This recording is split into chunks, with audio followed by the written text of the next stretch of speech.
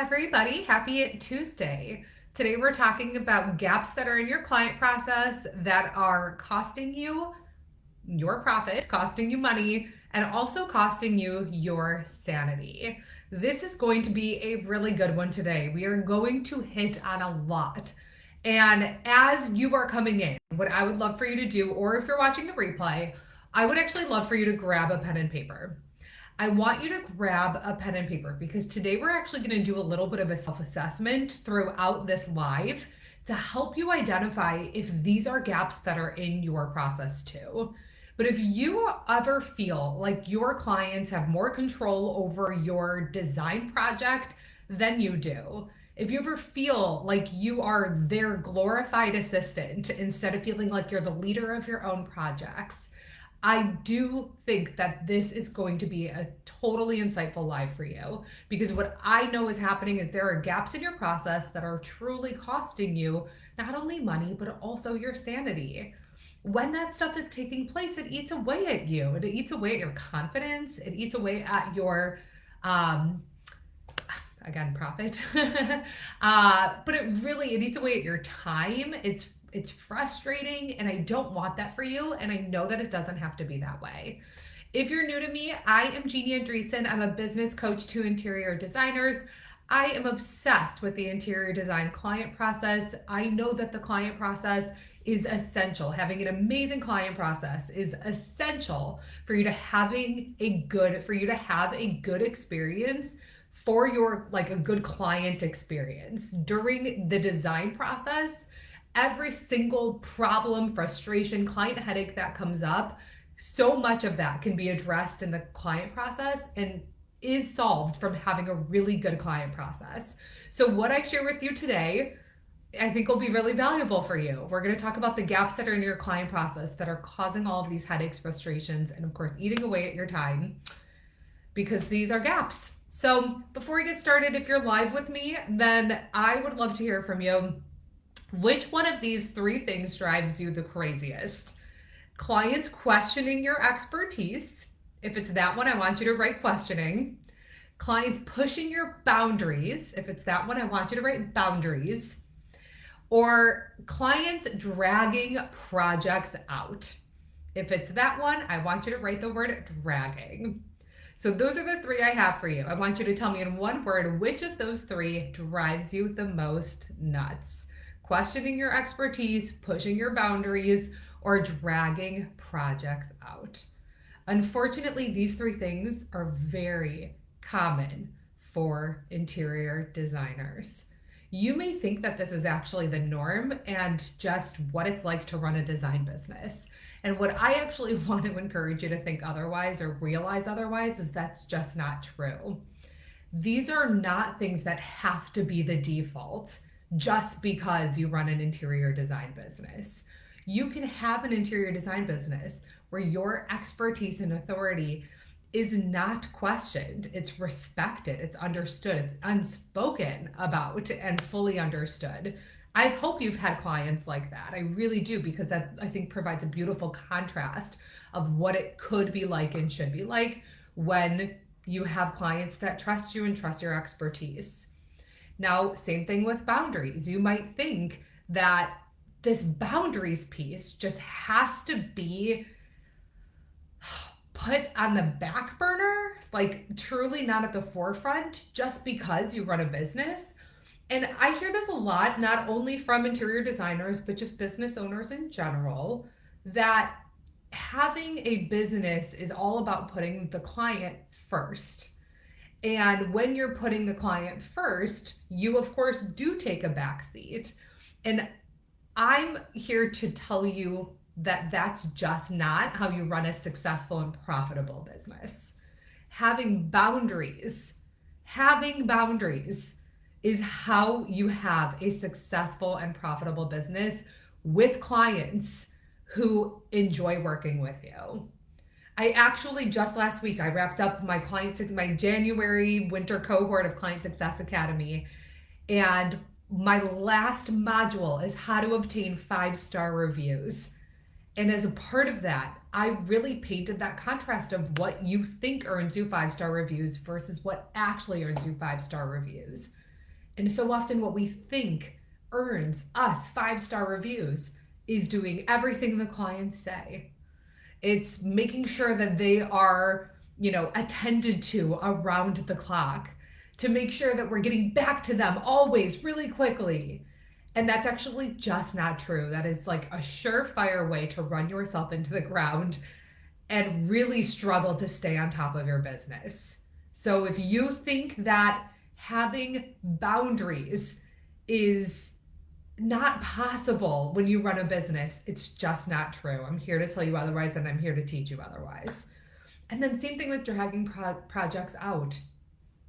I'm almost positive that I went live on this one recently about timelines and how I really believe I'm like, how did I even phrase this a couple weeks ago? Because I'm like, I know I phrased it intentionally a certain way, but it's, you have more opportunities in your process to be on top of your timeline than you think that you do. And it's not your clients dragging these timelines out. It's oftentimes you. So if you missed that live, you want to catch it. It was just a few weeks ago. So let's talk about the gaps missing in your process. I'm going to take a quick sip, my final sip of tea here. Let's talk about the gaps missing in your process. So I encouraged you to have a pen and paper on hand. And so if you are ready, we're going to dig into this. And I'm going to share with you 5 gaps in your process, 5 of them. 5 gaps that are missing in your process. But what I would prefer you to do is I want you to give yourself a rating on a scale from 1 to 5. This is going to be a little bit of a self-assessment to identify where you have the biggest gaps in your process. So I'm going to share with you 5 pieces today, 5 gaps today that I see in designers' processes that are really causing them their sanity, their profits, a lot of stress. And I want you to give yourself a score from 1 to 5 on each of these. 5 out of 5 is this is not a gap in your process. You are stellar at this, and you know that you're stellar at this. A 1 out of 5 is this is non-existent in my process. This is, I didn't even consider this at all, and I don't have a process around this. So I want you to rank yourself on a scale from 1 to 5, rate yourself on a scale from 1 to 5 for each of these. So let's get started. The first gap I see that's missing in your process is opportunities for you to be building trust with your clients. Opportunities for you to build trust with your clients. I have talked about the know, like, and trust factor before. If this is new to you, I want you to write this down. The know, like, and trust factor. What does that mean? It means for a client to work with you, or in more sales terms, a prospect, so someone who's not a client of yours yet, for them to work with you and have it more or less go well, they need to feel that they know you, they like you, and that they trust you. That is the know, like, and trust factor. You can Google it. This is sales, truly. This is salesmanship. How do you get somebody to come your way and have them go from a prospect to someone who works with you, who signs your client agreement? They've got to feel that they know you, they like you, and they trust you. Now, what I have found is designers kind of by default a lot of times hit on the know factor. So know factor, K-N-O-W, not N-O, K-N-O-W. They hit on that one, and they're able by default to hit on that one because so much of your business is referral based. So they may feel that they know you because they've been referred to you from a friend of theirs who can attest to your personality, your services, your likability, all of that. So by default, they might feel that they know you, or if they're following you on Instagram for a bit, they might feel like they know you. Now, number 2 is the like factor. Do they like you? People do not work with people that they do not like. I will tell you, you probably crush it at this. This is the number 1 thing that my clients spend the most time on because being liked is so important to them. And don't get me wrong, it's important. I literally just said that somebody will not work with you if they do not like you. So it is important, but it's not everything. You can get your client, your prospect, to sign on as a client just because they feel that they know you and they like you. But for you to establish success in the design process for you and for them, they've got to feel they can trust you. And that one is completely ignored. Now, or I'm going to take that back. Or it's either ignored or it's assumed. You're assuming that they trust you just because you run an interior design business and they've come your way and said that they are interested in working with you. And I'm here to tell you that you cannot assume that they trust you. You have to build trust from the beginning with your clients. You have to build trust in the client process over and over and over and over again, because you are going to need to pull from that trust during the design process. When you bypass building trust in your client process, it creates a ton of problems for you in the design process. What does this look like?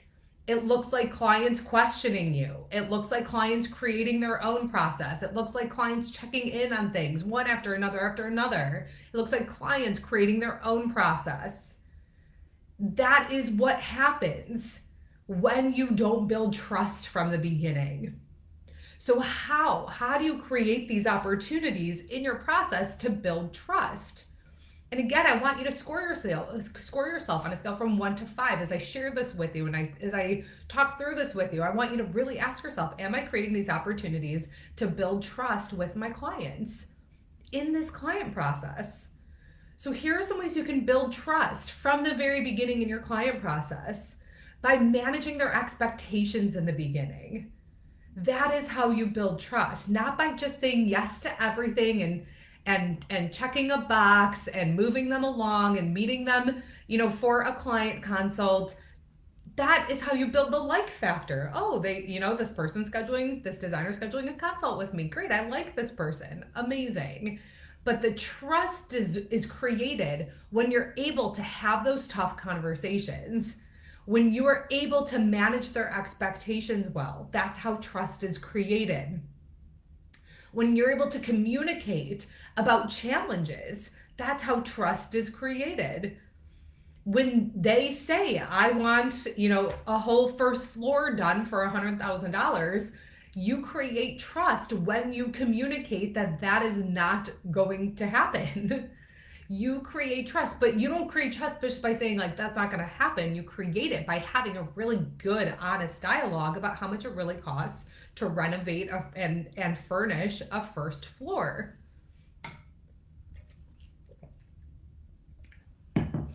I am parched already. Designers, when you are not communicating effectively, when you're hiding from challenging conversations, you are missing opportunities to build trust in your process. And here's the part that I'm really passionate about. This is happening from one designer to the next, to the next, to the next. Unfortunately, what I've seen is the norm is not having a great client process that builds trust. And we're going to talk about 4 more things here. So this is just the first one.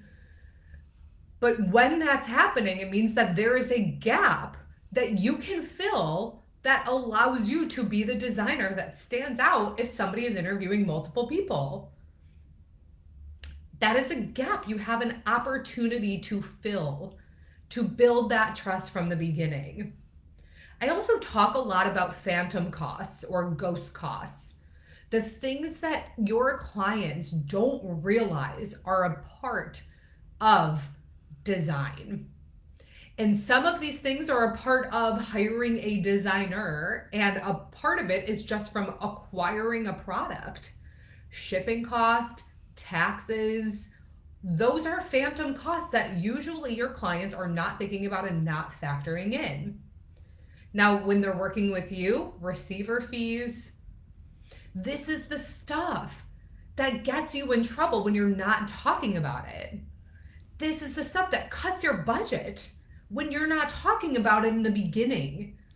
And when you're not talking about it in the beginning and your budget is cut later on, your client doesn't trust you because they feel you withheld information from them that you had, that you intentionally omitted. Not how you build trust. That creates resentment, it creates frustration, it creates questions, it creates them putting a pause on your timeline because they need to reallocate funds or get more money from somewhere.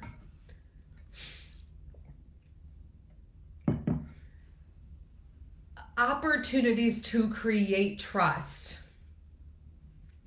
and build on that trust from the very beginning. When you create those opportunities, when that is a 5 out of 5 for you, the design process feels so much smoother because you're not worried about what your clients are thinking. You're not worried about what that email says that you received at 2 o'clock in the morning and you open it up while you're still in bed at 7 a.m. and you're like, or you see the subject line.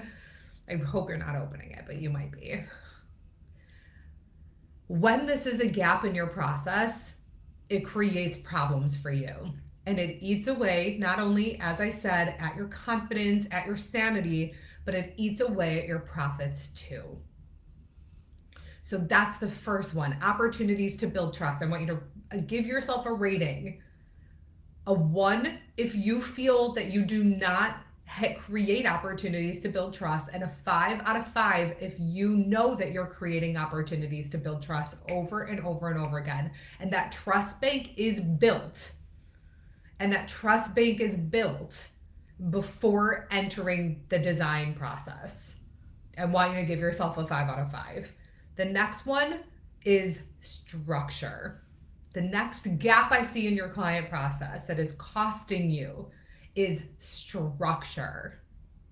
What does that mean? It means you have a process that you follow for your client process.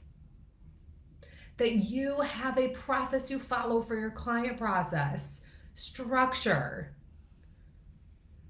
When you don't have structure and you are winging this, and when I say a process, I mean, yes, okay, a process for your first meeting, your second meeting, your third meeting, for sending, the next, sending over your agreement, giving them maybe a timeline to get back to you.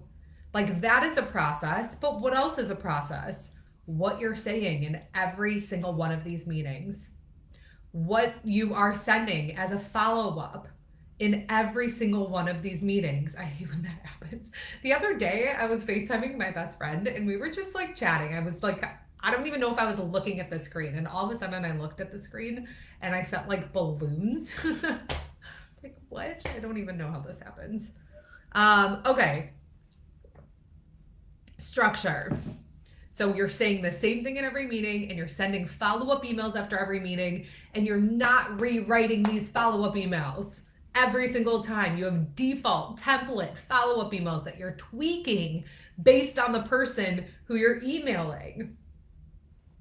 Why is this so necessary in a client process?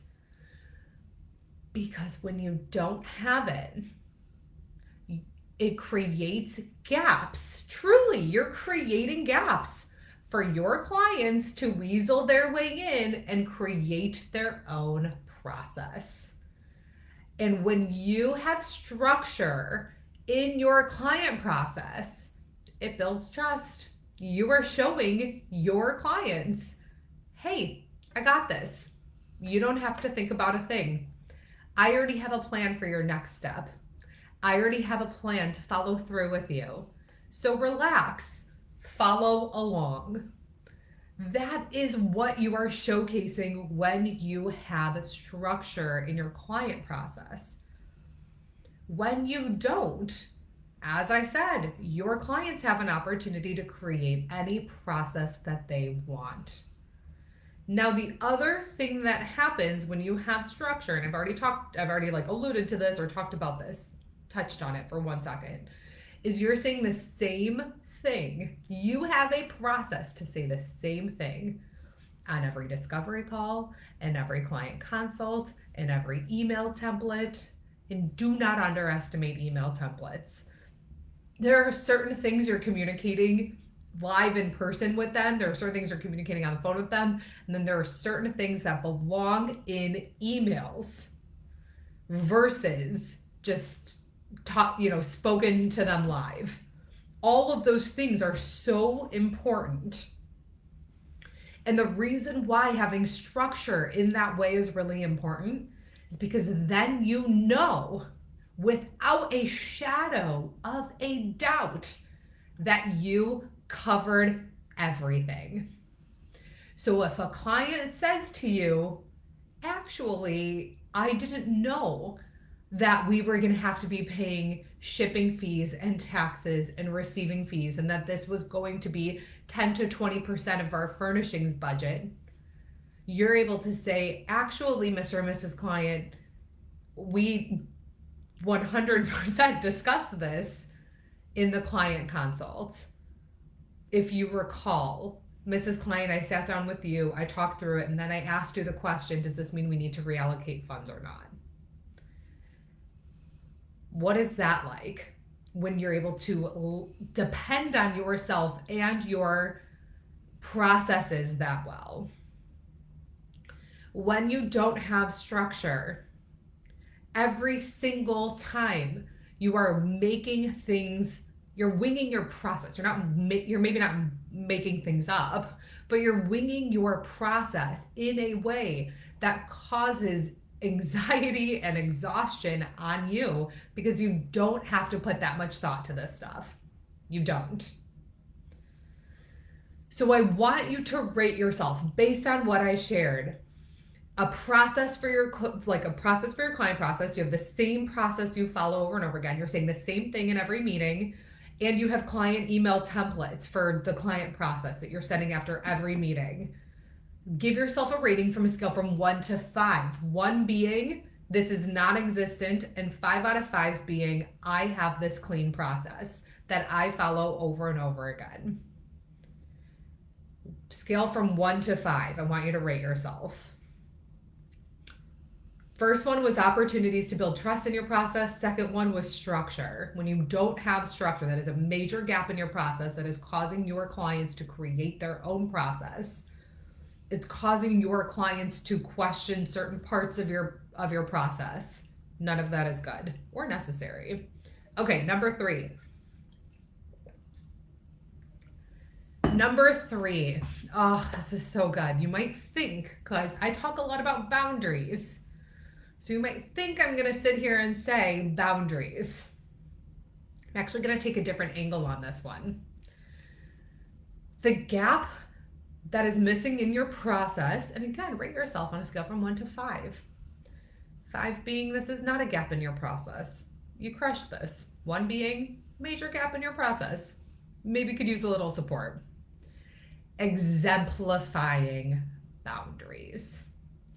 Exemplifying them. Being an example of your boundaries without even having to talk about them. My clients know, my Client Success Academy grads who I just spent 8 weeks with and taught them all about this, they're blown away by this part.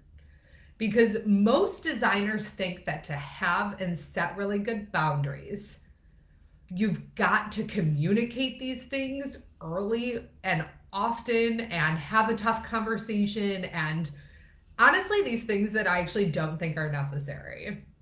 What I think is more important is that you are exemplifying boundaries throughout your client process. And then when your clients sign on to work with you, you're just giving them some best practices that are your boundaries. But exemplifying them matters. That matters the most, is that you're exemplifying them. Because when you're not exemplifying them and you are just trying to set boundaries, this is what it sounds like. I tried to set boundaries, but then my clients broke them. So then I just said, oh, well, I'll have no boundaries. That is what happens when you aren't an example of your own boundaries. It's this like mismatch in what you're saying and what you're doing. People who have boundaries don't really have to talk much about their boundaries because they're ingrained in them. They just have them. They're just there. They're unspoken until they need to be spoken. I'm telling you, it's important to call out boundaries for sure. But I see all the time designers not exemplifying them in their process. Designers taking meetings whenever the prospect wants to meet. Designers going out on meetings that aren't of qualified clients. And when you're doing those things, you are not exemplifying boundaries, nor are you even energetically exuding them. When you exemplify boundaries, you are showcasing without even having to like say, I have boundaries. You are showcasing them in your process. You are showcasing them by having conversations with people on the discovery call and asking tough questions that determine whether or not this is a person who's qualified to work with you and whether or not they meet requirements for you to go out to their home for a client consult. That's how you exemplify boundaries. When you're communicating with somebody or when someone wants to set up a discovery call with you. And I'm a fan of discovery calls, but I don't think you need to take every single one of them if someone's not going to be a prospective client of yours. And so when you are talking to people, when you are on the phone on a discovery call, when you are setting up a client consult, when you're in person for a client consult, when you're setting up the next meeting after that, there are opportunities to exemplify that you have boundaries during all of that. The moment your client texts you during your client process, you have an opportunity to not respond to that text message. And that's somebody who exemplifies boundaries.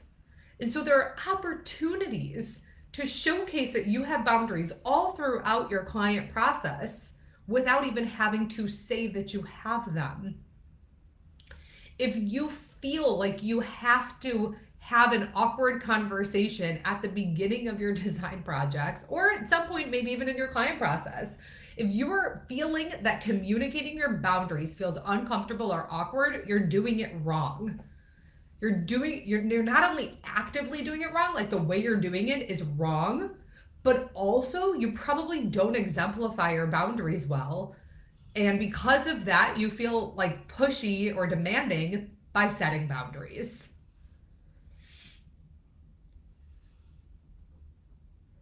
On a scale from 1 to 5, 5 being you exemplify your boundaries well and you know that, and 1 being you don't, where do you fall?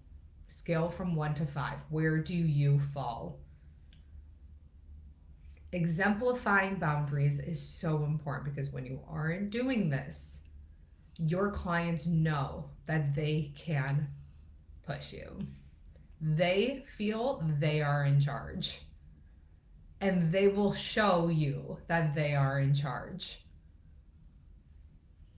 Number 4. Number 4 is authority. Authority is number 4. Authority, authority, authority. I want you to showcase authority in your client process, because when you don't have this, when you don't have authority that you're showcasing in your client process, you definitely don't have it in the design process. Yes, they might know that you are an expert in, I'm going to say, beauty, picking out pretty things, that you have good taste.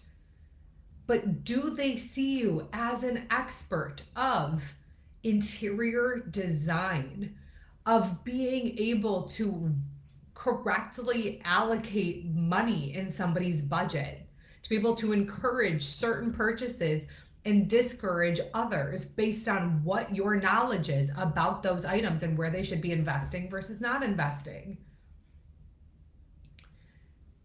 How do you showcase authority in your client process?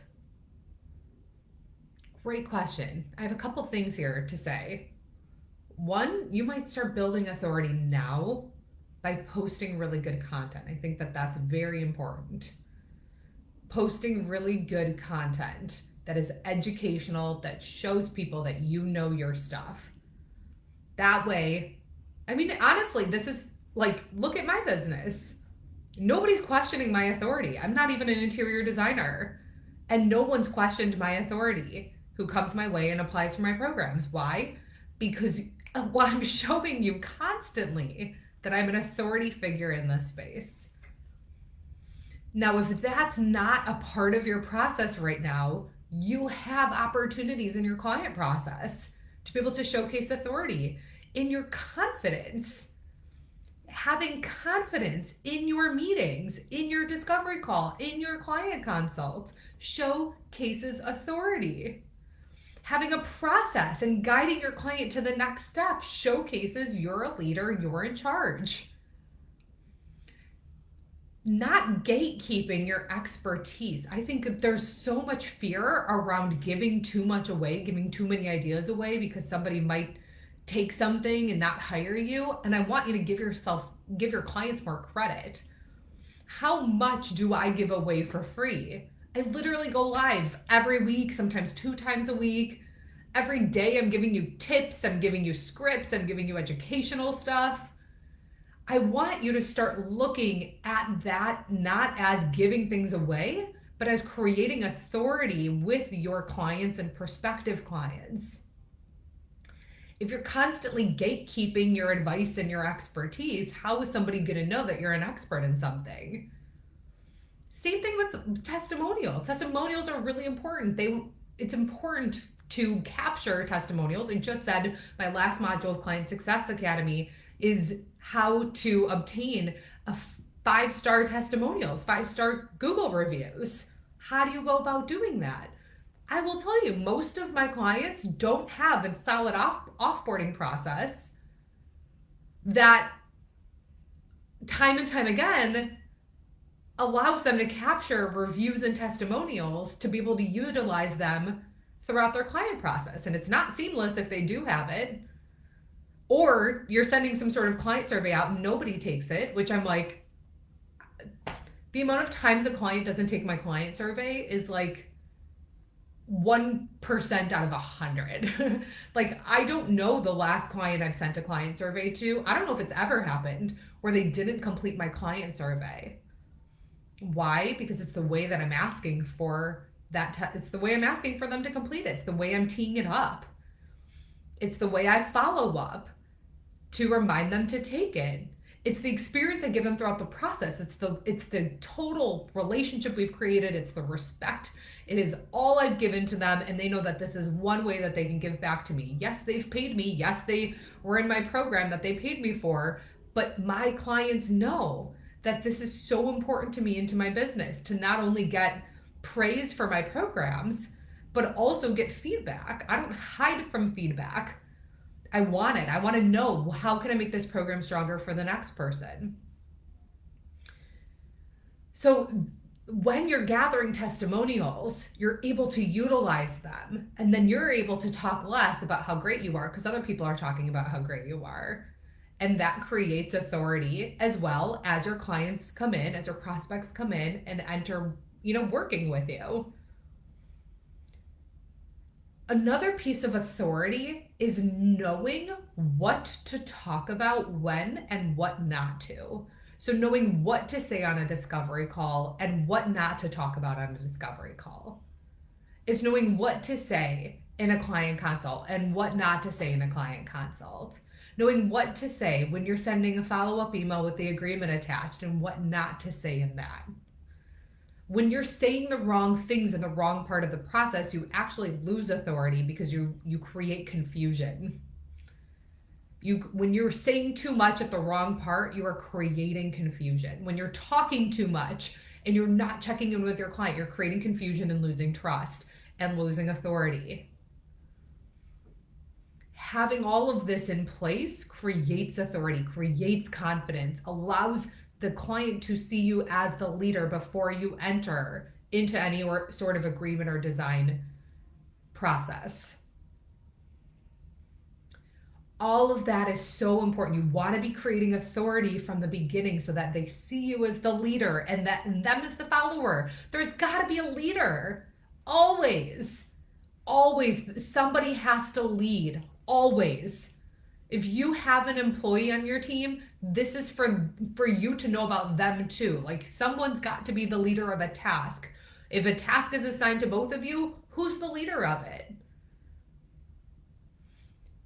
Leadership, so crucial to success of your projects. And losing that, letting them lead, you're losing money. They start creating their own process. They start buying their own things. They start pulling from your scope.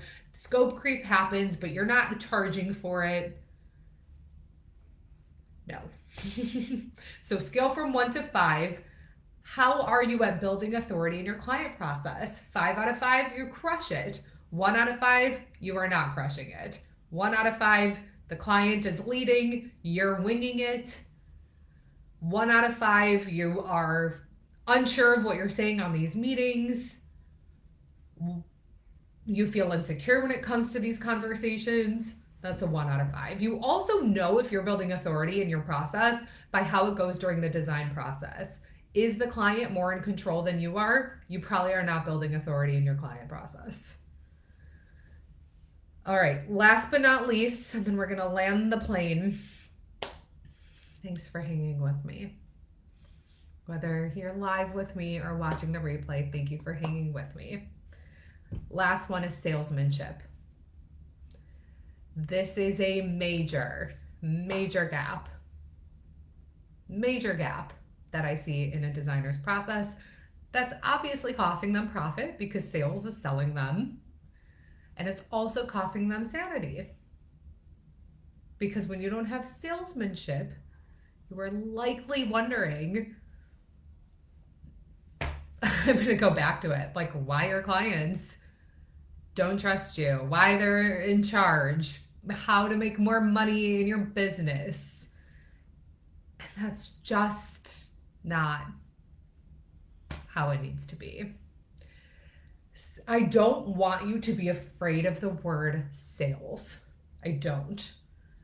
When you are an icky salesperson, it means you're selling something that is not in somebody's best interest. You're like pushing them to buy something that's not in their best interest. I am not a fan of that. I don't think you are either. And if you're not doing that, then it's okay to be a salesperson. It's okay. You're running a business. And a part of running a business well is knowing when to push them on certain things. And I don't want you to like be scared because I said the word push. But like when to encourage certain things versus when to discourage certain things. When to encourage them investing in a certain item versus discouraging them investing in an item. In my Client Success Academy coaching session last week, one of the coaching topics brought to me from one of my clients was about how she presented a couch. The clients loved it. And the very next day, they saw a couch at a big box store and said that they want to buy it. And has that ever happened to you? Oh my God. The things you guys go through. I'm like, oh my gosh. So she said, how do I sell them on the couch? How do I sell them on my couch? Great question. Because when you aren't good at this, you're going to lose this entirely. And the client, you're going to lose money and you're going to lose your mind because now you also have lost like your design. I'm like, I'm getting exhausted by this. um, but it's knowing, like, at the end of the day, with that one, you might think salesmanship is definitely selling them on your couch, and that's not true. It's not. We don't know. We're not going to tell somebody what to buy. You cannot control other people. You are going to lose trust and you are going to lose likability if you try to control and push other people to do things. But you can encourage them to follow your lead by educating them. That's salesmanship. That is salesmanship. It's knowing what somebody wants, like truly wants, and then being able to make that connection that what they want is this thing over here that you're offering. And if it's not, don't sell them on it. But where you get stuck is you don't even try to sell them on something that's in their best interest. For this specific example, she's like, that couch is like, that couch is like polyester, mine is cotton. The durability, major difference. Ability to clean, major difference. And so when you aren't able to see those things and also have that conversation with your client, you're losing opportunities to sell them. Now, in your client process, that's what's happening during the design process. But in your client process, you need salesmanship. They've got to be bought into working with you. Because you've built trust, because you have authority, because you're commanding respect, because you're exemplifying boundaries and they want to work with somebody who runs their business in that way. That is salesmanship. Salesmanship is that you're able to run your business the way that you want to run it, and your clients still bought into working with you because of the way that you show up in your process, because of the confidence you exude. That's what you want and that's what's available to you. And when you don't have salesmanship, you're letting other people take opportunities from you. When you don't have salesmanship, which again, a lot of salesmanship really is confidence, but there's a lot more to it than that. Like I said, it's how you say things. It's how you move people along in your process. It's how you keep them engaged in your process. One of my clients, Andrea, who I went live with recently, about her experience in my VIP day, which is now Client Success Academy. She even said before she started working with me, it would take her sometimes 2 weeks to get somebody on the phone for a discovery call. And she said, with your process, I moved them forward and closed them in 2 weeks. So the before was, it would take her 2 weeks just to get on the phone with somebody for a discovery call, an interested prospect. That's not salesmanship. You're losing people in that time. You're losing enthusiasm in that time. You want to capitalize on their enthusiasm from the beginning and move them along, move them along, move them along. She closed this client in 2 weeks. She said it was the best process that she's ever had. It's the best client she's ever closed, and she feels better about this project than ever because of the process that she applied from the Client Success Academy. Salesmanship, capitalizing on enthusiasm, exuding confidence, and knowing what to say, how to talk to somebody, and how to encourage them to be buying things that are in their best interest. When you don't have salesmanship, what does that look like?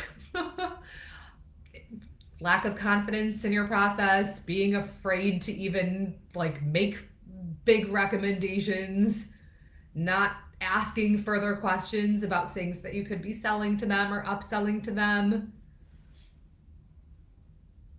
Likely being afraid to have any conversations about money at all. That's a lack of salesmanship.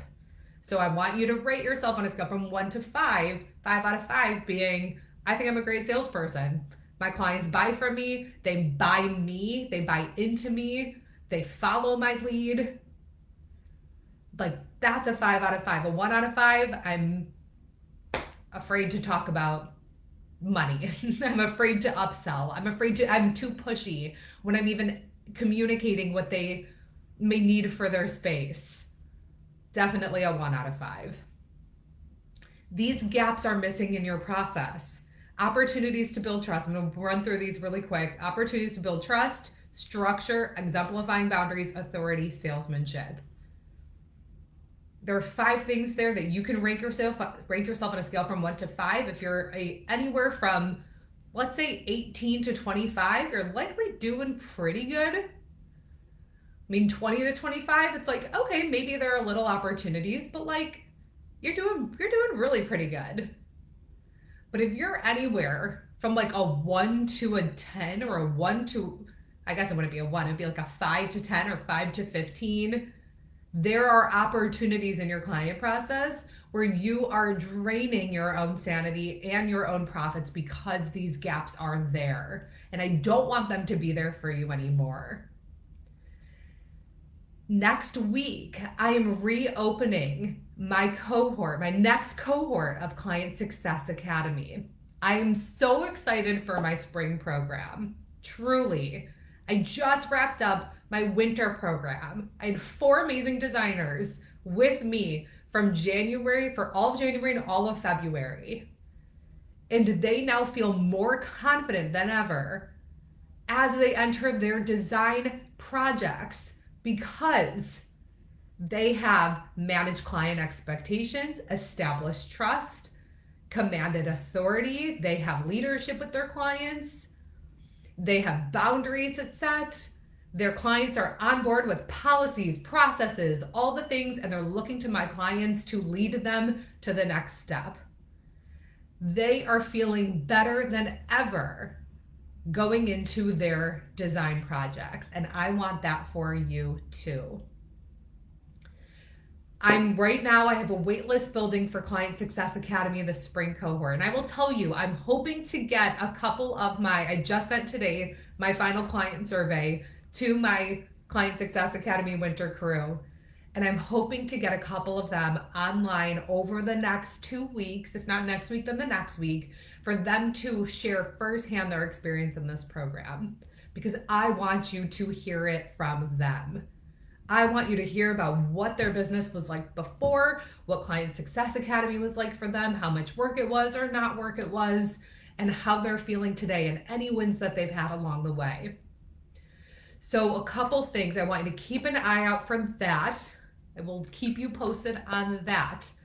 But I'm reopening enrollment next week. Enrollment will be open for about a week for Client Success Academy. There will be incentives for it's either going to be for the first day it's open or the first few people who apply.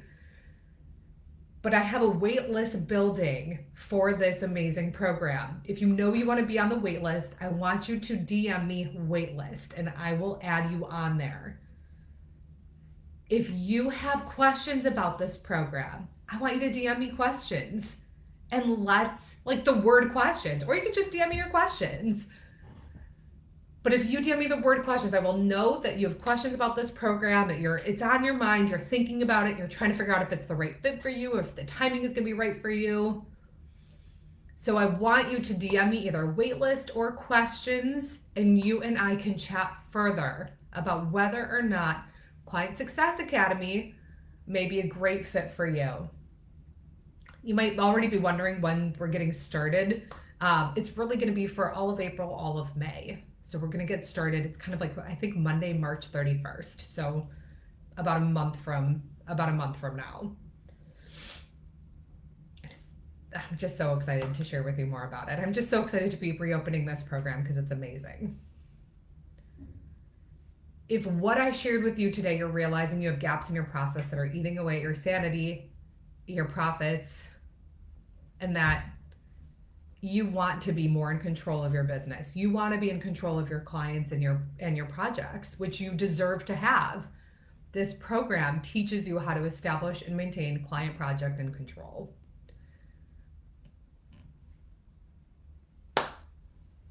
Then I would love to hear from you. I'm going to hop into a private client session now. I will be back, if not this week. I might go live again this week, definitely next Tuesday. But I hope this was helpful. If you have any questions, don't hesitate to reach out. Have a wonderful rest of your Tuesday. Thank you for joining me. I know this was a little bit of a longer one, but I hope this was so valuable for you. Thank you for joining me, and I will see you soon. Take care, everyone. Bye now.